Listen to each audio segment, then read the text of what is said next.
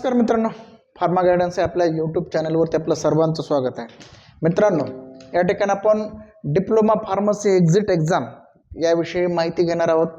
या ठिकाणी pharmacy council of इंडियाने मागच्या डिसेंबर महिन्यामध्येच डिक्लेअर केलं आहे की जे काही डिप्लोमा फार्मसीचे विद्यार्थी आहेत यांना रजिस्ट्रेशन किंवा मग जे काही नाव नोंदणी आहे काउन्सिलकडं ते करण्यासाठी त्यांना एक्झिट एक्झाम पास असणं गरजेचं आहे. ह्या गोष्टी मागच्या 2-3 वर्षापासून या ठिकाणी विद्यार्थ्यांमध्ये संभ्रम होता की एक्झिट एक्झाम होईल का नाही किंवा कधी होणार आहे. कारण की 2022 पासूनच या ठिकाणी PCIनं या ठिकाणी नोटिफिकेशन काढले होते की एक्झिट एक्झाम येणार आहे डिप्लोमा फार्मसीच्या विद्यार्थ्यासाठी. परंतु ती कधी येईल, केव्हा येईल, एक्झाम पॅटर्न काय असेल किंवा मग काय क्रायटेरिया असेल, बऱ्याच गोष्टी क्लिअर होत नव्हत्या. किंवा वर्षातून किती वेळ एक्झाम होईल किंवा कोण एक्झाम घेणार, कोणती बॉडी किंवा कोणती एक्झाम अथॉरिटी एक्झाम घेणार, ह्या सगळ्या गोष्टी या ठिकाणी क्लिअर होत नव्हत्या. परंतु जे काय डिसेंबर महिन्यामध्ये 2023च्या डिसेंबर महिन्यामध्ये जे काय PCIने नोटीस काढली, नोटिफिकेशन काढलं आणि त्याद्वारे त्यांनी क्लिअर केलं की जी काय एक्झिट एक्झाम आहे ती या ठिकाणी डेफिनेटली होणार आहे. त्यामुळं या ठिकाणी बरेच प्रश्न होते विद्यार्थ्यांचे. सर्वांना एक्झिट एक्झाम आता द्यावी लागणार आहे ह्या गोष्टी माहीत आहेत, परंतु ते एक्झिट एक्झामचा सिलेबस काय असणार आहे, कशी एक्झाम असणार आहे, इतर जे काय प्रश्न आहेत ते आपण या व्हिडिओमध्ये घेणार आहोत, पाहणार आहोत. तुम्ही या चॅनलला जर सबस्क्राईब केलं नसेल तर चॅनलला सबस्क्राईब करा. फार्मसी असेल, नर्सिंग असेल किंवा हेल्थ डिपार्टमेंट, आरोग्य विभागातील जे काही इतर एक्झाम असतील, गव्हर्नमेंट एक्झाम असतील, यांची अपडेट या ठिकाणी आपण या चॅनलवर देत असतो. त्याचबरोबर आपल्या या चॅनलवरती जे काय डिप्लोमा एक्झिट एक्झाम असेल, जीपेट असेल, याविषयी सुद्धा आपण मार्गदर्शन करतो. त्याचबरोबर आपलं जे काय फार्मा गायडन्स ॲप आहे या ॲपवरती डिप्लोमा फार्मसी एक्झिट एक्झाम जे काय कोर्स आहे तो आपण अत्यंत कमी फीसमध्ये अवेलेबल करून दिलेला आहे. डिप्लोमा फार्मसीचे सर्वच विषय या ठिकाणी कव्हर केलेले आहेत. सर्वच विषयाचे तुम्हाला नोट्स पण मिळतील, MCQ टाईप क्वेश्चन सुद्धा मिळतील. त्याचबरोबर ॲपवर तुम्ही जे काय सराव परीक्षा आहे, मॉक टेस्ट आहे, ते पण तुम्ही देऊ शकता. सर्व गोष्टी तुम्हाला ॲपवरती, फार्मा गायडन्स आपल्या ॲपवरती तुम्हाला मिळून जातील. त्यामुळं अत्यंत कमी फीसमध्ये जो काय कोर्स आपण अवेलेबल केलेला आहे त्याचा तुम्ही फायदा घ्या, त्या संधीचा सोनं करा. त्याचबरोबर मित्रांनो, आपण या ठिकाणी पाहणार आहोत जे काय प्रश्न आहेत विद्यार्थ्याच्या मनामध्ये, तर त्यामध्ये जे काय सब्जेक्ट कोणते असतील, तर सब्जेक्ट तुम्ही diploma pharmacy first and second इयरला जेवढे काय सब्जेक्ट शिकलेले आहेत तर सर्व सब्जेक्ट तुम्हाला या ठिकाणी एक्झाममध्ये तुम्हाला त्याच्यावर क्वेश्चन विचारले जातील. त्यामध्ये जे काय एक्झामचे जे काय एक्झाममध्ये जवळपास 3 पेपर असतील. 3 पेपरचे काय असणार आहे, एक्झाम असणार आहे. 3 पेपर असतील. प्रत्येक पेपरसाठी 3 आवर आहेत, म्हणजे 3 तासाचा एक पेपर असेल. त्याचबरोबर विद्यार्थ्यांना प्रत्येक पेपरमध्ये मिनिमम 50% मार्क मिळवणं गरजेचं आहे. दुसरी गोष्ट म्हणजे MCQ multiple choice question type question ही एक्झाम असणार आहे. प्रत्येक पेपरमध्ये MCQ असणार आहेत. इतर जे काही long answer, short answer question असणार आहेत. फक्त आणि फक्त MCQ मध्येच MCQ फॉर्मॅटमध्येच एक्झाम कंडक्ट केली जाईल किंवा MCQच क्वेश्चन विचारले जातील. मल्टिपल चॉईस क्वेश्चनच या ठिकाणी विचारले जातील. त्याचबरोबर दुसरी एक महत्त्वाची गोष्ट म्हणजे तिन्ही पेपर एकाच अटेम्प्टमध्ये विद्यार्थ्यांना क्वालिफाय होणं गरजेचं आहे. म्हणजे समजा पेपर 1, पेपर 2, पेपर 3 जर विद्यार्थ्याने दिले असतील तर त्याला तिन्ही पेपर एकाच अटेम्प्टमध्ये पास होणं गरजेचं आहे. म्हणजे त्याला तिन्ही पेपरमध्ये, प्रत्येक पेपरमध्ये मिनिमम 50% मार्क असणं गरजेचं आहे.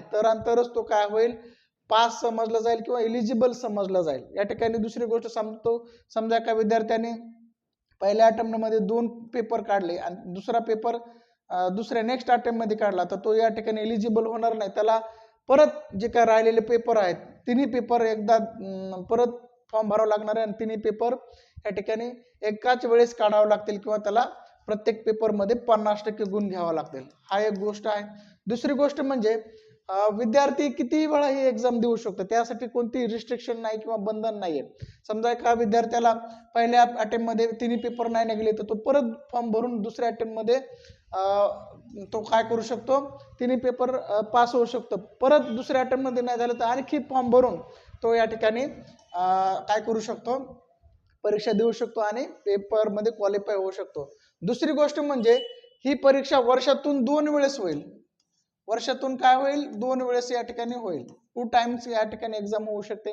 होईलच, होऊ शकते नाही, होईलच. त्याचबरोबर जे काय या वर्षीची जी काही एक्झाम आहे आपली जुलै आणि सप्टेंबर मध्ये होणार आहे असं PCI या ठिकाणी जाहीर केलेलं आहे. आता दुसरा प्रश्न म्हणजे काय, तर तुम्हाला लायसन आहे, जे काय रजिस्ट्रेशन आहे, ही परीक्षा पास झाले तर पास असेल तरच तुम्हाला रजिस्ट्रेशन होईल, नसता तुमचं रजिस्ट्रेशन होणार नाही. त्यामुळं डिप्लोमा फार्मसीच्या विद्यार्थ्यांना खूप महत्वाची एक्झाम आहे.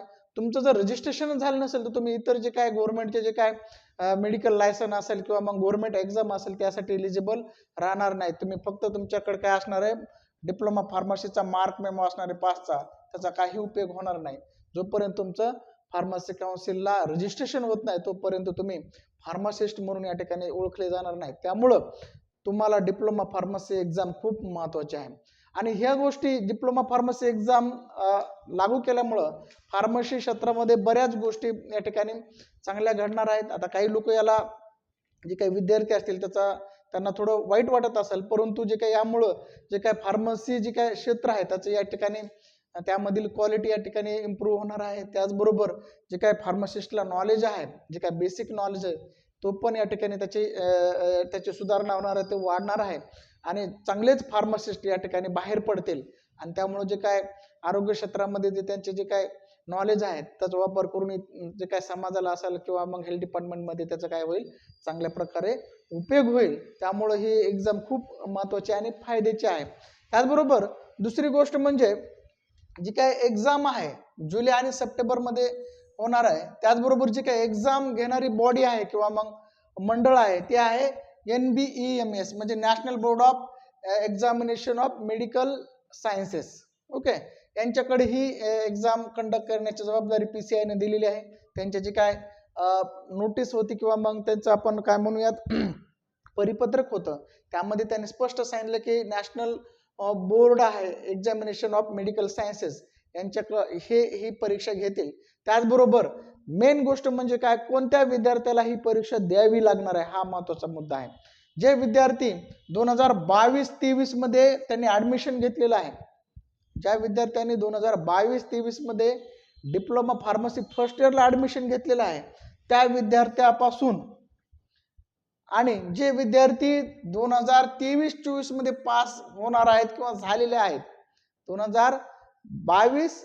23-24 मध्ये पास झालेले आहेत, अशा विद्यार्थ्यांना ही एक्झाम देणं गरजेचं आहे.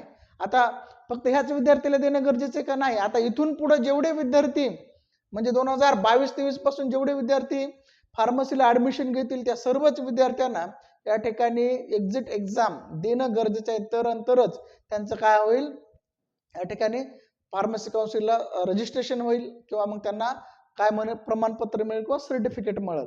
आणि त्या आधारे ते काय होतील, मग रजिस्टर्ड फार्मासिस्ट म्हणून त्यांची काय होईल, नोंद होईल किंवा ते फार्मासिस्ट म्हणून समजल्या जातील.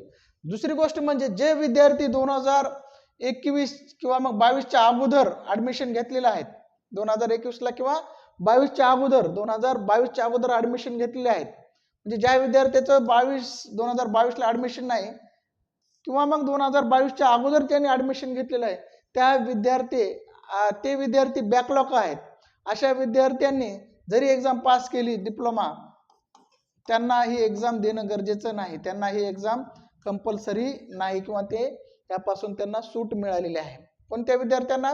जे विद्यार्थी 2022च्या अगोदर ऍडमिशन घेतलेले आहेत परंतु पास आउट नाहीत किंवा ते फेल आहेत किंवा बॅकलॉग त्यांचे काही विषय बाकी आहेत, आणि ते काय करणार, त्या ठिकाणी जी काय डिप्लोमाची सेकंड इयरची एक्झाम या ठिकाणी पास होणार आहेत, अशा विद्यार्थ्यासाठी ही एक्झाम कंपल्सरी नाही, त्यांना या ठिकाणी सूट देण्यात आली किंवा मग ते ह्या एक्झाम मध्ये ते पात्र नाहीत किंवा ते त्यांना कंपल्सरी नाहीये.